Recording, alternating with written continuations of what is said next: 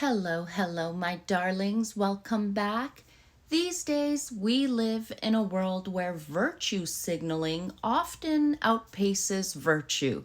And our favorite dimwits of Montecito, Prince Harry and Meghan Markle's acceptance of the Humanitarians of the Year award from Project Healthy Minds on October 9th, 2025, stands as a masterclass in performative philanthropy.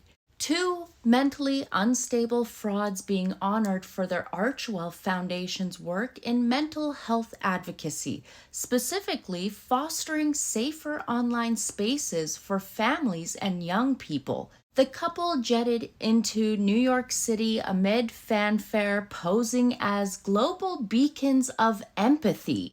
Yet this accolade, timed for World Mental Health Day, reeks of irony so thick it could choke a therapist.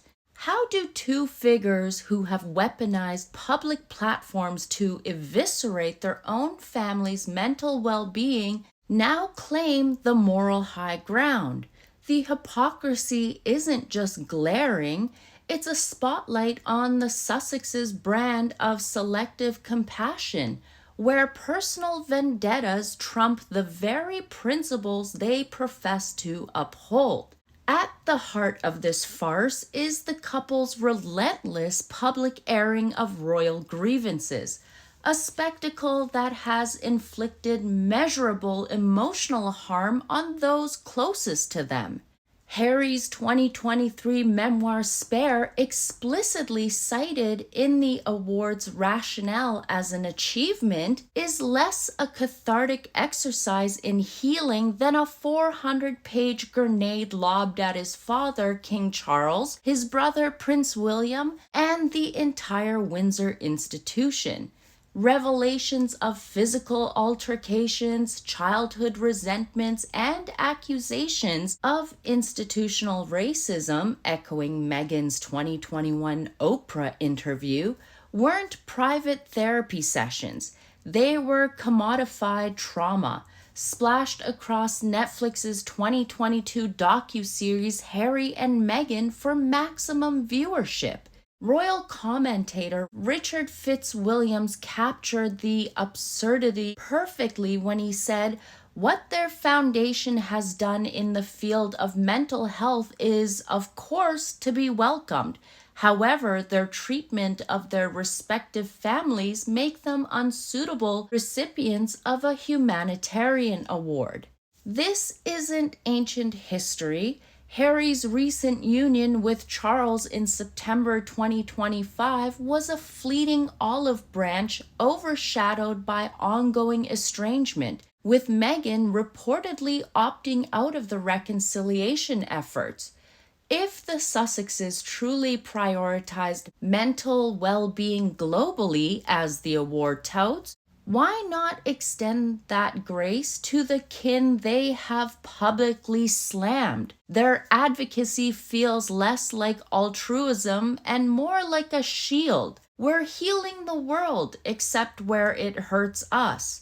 This pattern of familial destruction extends to Meghan's own narrative, where she positions herself as a cultural catalyst for positive change, while glossing over her estrangement from her father, Thomas Markle, and half-sister Samantha. Absent from their lives for years, Meghan's selective storytelling in interviews and her Netflix series paints a victimhood that conveniently omits accountability. Critics on social media have been brutal but on point. One ex-user quipped, "Meghan Markle being there at a fashion event is only second in revulsion to the Balenciaga child abuse photos. She's a vocal advocate for child safety, and in a few days she's set to receive a humanitarian award. But the hypocrisy is astonishing." It's a sentiment echoed across the platforms, with fans accusing the couple of buying accolades like this one,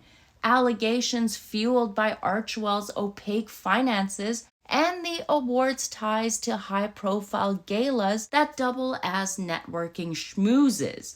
Don't forget all the free booze they get. Past honors like the 2022 Robert F. Kennedy Ripple of Hope Award drew similar fire. Historian David Nassau questioned what percentage of Harry and Meghan's wealth is going to worthy causes when stacked against laureates like Desmond Tutu. The answer?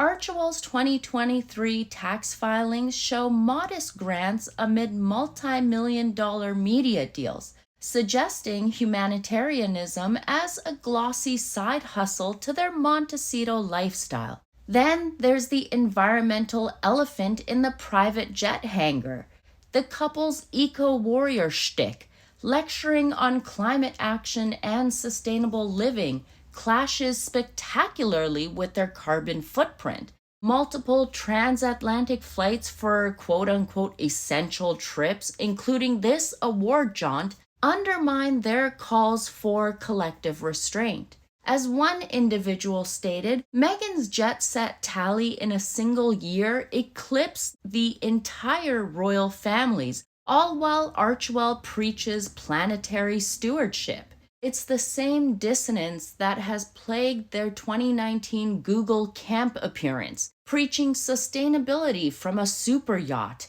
Hypocrisy here isn't mere oversight, it's a foundational flaw where the Sussexes demand behavioral change from the masses but exempt themselves, turning advocacy into aristocratic indulgence. Defenders might counter that no one's perfect, and their work, launching the Parents Network for online harm survivors, or Harry's Invictus Games, has tangible impact, if only they weren't sticking their own hands in the cookie jar.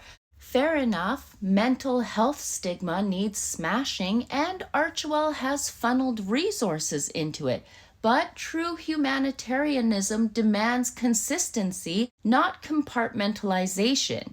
You can't champion safer online environments while fueling tabloid frenzies that dox and harass royals or critics, as their media blitzes have done many times before. What I really want to know here is, did Harry and Meghan make the internet a safer place for the royals when they hurled accusations against them, which led to a stream of online criticism towards the monarchy? The award's nod to spare as a mental health milestone only amplifies the gall, transforming personal score settling into public service. Ultimately, this Humanitarians of the Year nod exposes Sussex's philanthropy as a rebrand, in my opinion, and not a revelation. Post-Megxit, they've pivoted from royal rebels to global do-gooders, but the script remains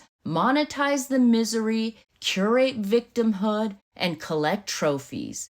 Being a YouTuber commentator, I would really like to know, how are Harry and Meghan Humanitarians of the Year when in reality they are the biggest hypocrites to ever roam this planet? At the end of the day, this isn't about helping the vulnerable, but more about healing their own narrative wounds. Project Healthy Minds may have meant well, I don't know about that, but in crowning Harry and Meghan, they have unwittingly markled themselves by endorsing hypocrisy that dilutes the award's integrity.